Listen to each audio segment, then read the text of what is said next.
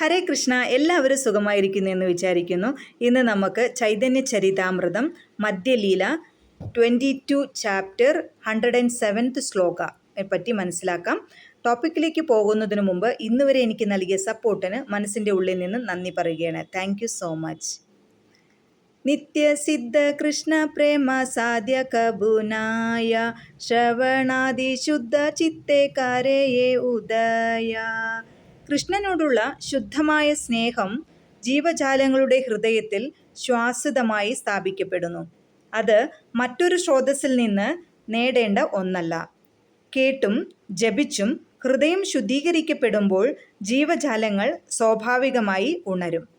എല്ലാ ജീവജാലങ്ങളിലും കൃഷ്ണാവബോധം അന്തർലീനമായതിനാൽ എല്ലാവർക്കും കൃഷ്ണനെക്കുറിച്ച് കേൾക്കാൻ അവസരം നൽകണം. കേട്ടും ജപിച്ചും ശ്രവണം കീർത്തനം ഒരാളുടെ ഹൃദയം നേരിട്ട് ശുദ്ധീകരിക്കപ്പെടുന്നു.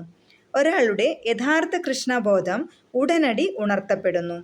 കൃഷ്ണാവബോധം കൃത്രിമമായി ഹൃദയത്തിൽ അടിച്ചേൽപ്പിക്കപ്പെടുന്നില്ല. അത് ഇതിനകം തന്നെയുണ്ട്. ഒരാൾ പരമദിവ്യോത്തമ വ്യക്തിത്വത്തിൻ്റെ വിശുദ്ധനാമം ജപിക്കുമ്പോൾ ഹൃദയം എല്ലാ ലൗകിക മാലിന്യങ്ങളിൽ നിന്നും ശുദ്ധീകരിക്കപ്പെടുന്നു. Thank you so much. നിങ്ങൾ ആദ്യമായിട്ടാണ് ഈ വീഡിയോ കാണുന്നതെങ്കിൽ ലൈക്ക് ചെയ്യാനും ഷെയർ ചെയ്യാനും മറക്കരുത്.